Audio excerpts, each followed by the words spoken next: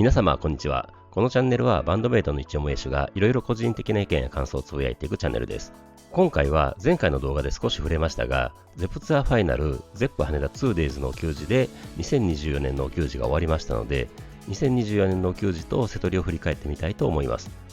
まずお給仕から振り返ります。まずは2月22日の KT-ZEP 横浜での番外編お給仕で新章開幕となりました。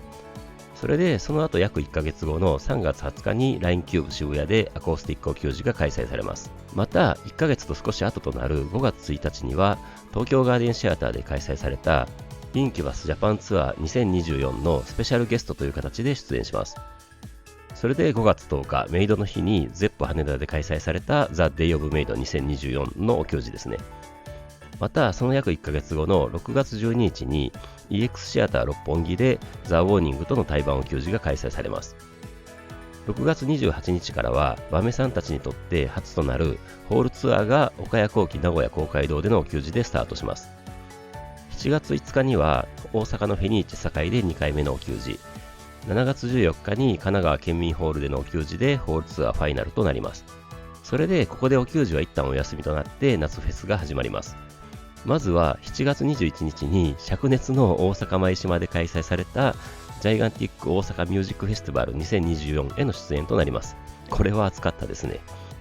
続けて台風で開催が危ぶまれながらも8月16日に開催されたライジングサンロックフェスティバル2024 in エゾへの出演です。これは行けませんでした。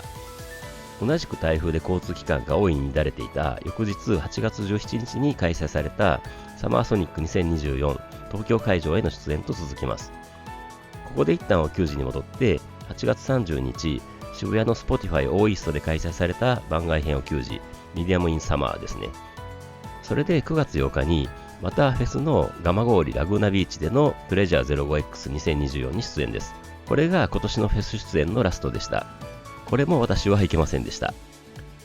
ここで1ヶ月ほどの間隔を空けて10月5日にリズムタイプロデュースの番外編お給仕が福岡ビートステーションで開催されます。続けてギタリストプロデュースの番外編お給仕が10月20日に札幌ペニーレイン24で開催されます。それでいよいよバンドメイドにとってはリベンジであり初となる ZEP ツアーです。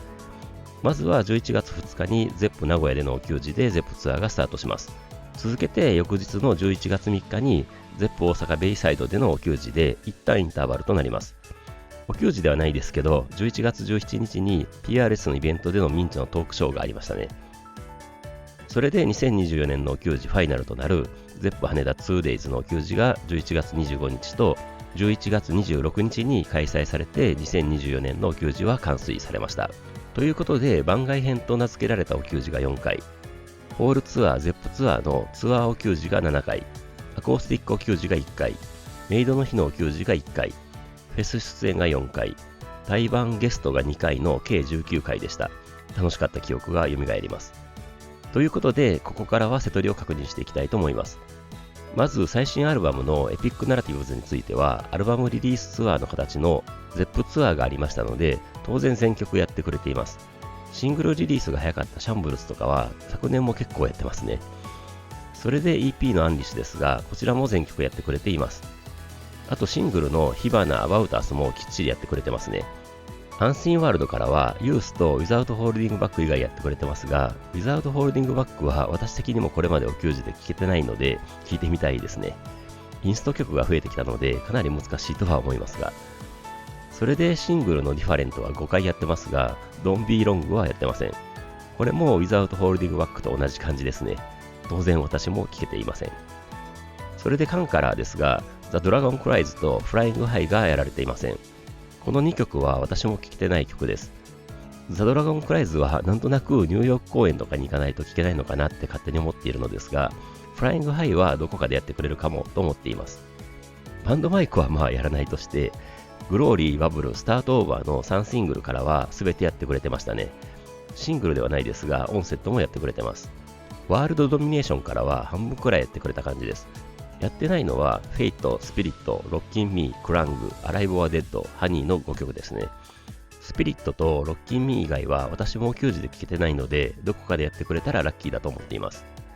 あと、チューズミーはもう定番ですね。2024年の締めも結果的にはチューズミーでした。